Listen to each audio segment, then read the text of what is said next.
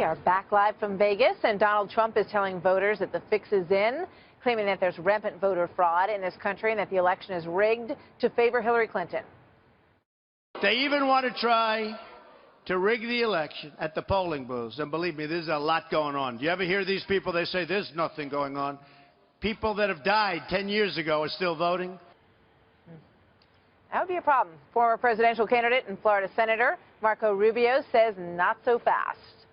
This election's not being rigged, and I'm explaining to you why it's not being rigged in Florida and why I hope he stops saying that, why he should stop saying that.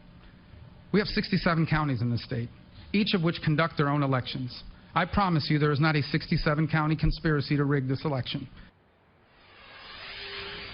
Brian Mast is a disabled veteran who joins us. He's running for U.S. Congress in Florida.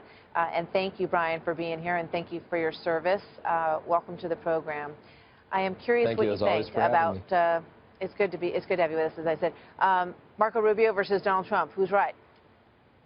I don't say that the election is rigged either. Rigged, to me, that implies that the outcome has already been determined. And I can tell you the outcome hasn't been determined. We have 3 weeks until the election is over. There's a lot that can come out between now and then. And I can tell just as well as anybody, when you're faced with a challenge, you got to overcome it. That's what you do. That's what we do as Americans. We overcome those challenges.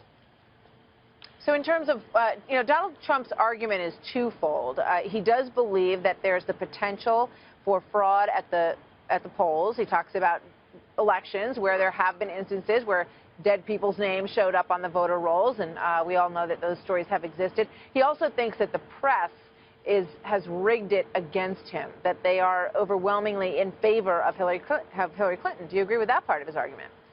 Oh, I certainly wouldn't deny either of those statements. Voter fraud is something that any one of us that's running for office, me included, it's one of those problems that we face.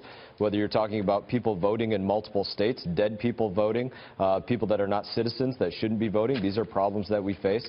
Donald Trump certainly has an uphill battle when it comes to the media attacking him. I don't think that's been a secret since the very beginning. But again, it's just one of those challenges that you got to look at. You understand that it's part of the road that we're on, and you got to overcome it. You got to fight like you're in last place. So speaking of that, let's go on to the troubled VA and a USA Today exclusive. The paper's reporting that the Veterans Administration has been shuffling managers around for years and calling that new leadership.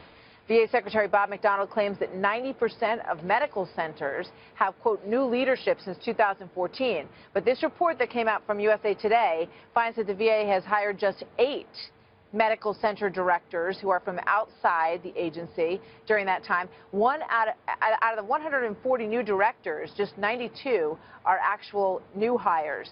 And of those, only 69 are permanent. So the numbers do not speak to the kind of overhaul and reform that Bob McDonald had promised, do they? No, they don't at all. This report is so upsetting to me. The VA, obviously, something that's very, very personal to me. I can tell you, I wish that at the time that Bob McDonald made those comments about the VA being similar to Disneyland, that was him essentially tendering his resignation. Unfortunately, it didn't happen. The VA is in dire need of a hero. They're in dire need of somebody that's going to show some valor and some courage on behalf of the veterans that are serviced there, and he's proven that he's not the man to do it. Brian Mast, thank you very much. Good to have you with us today. Thank you.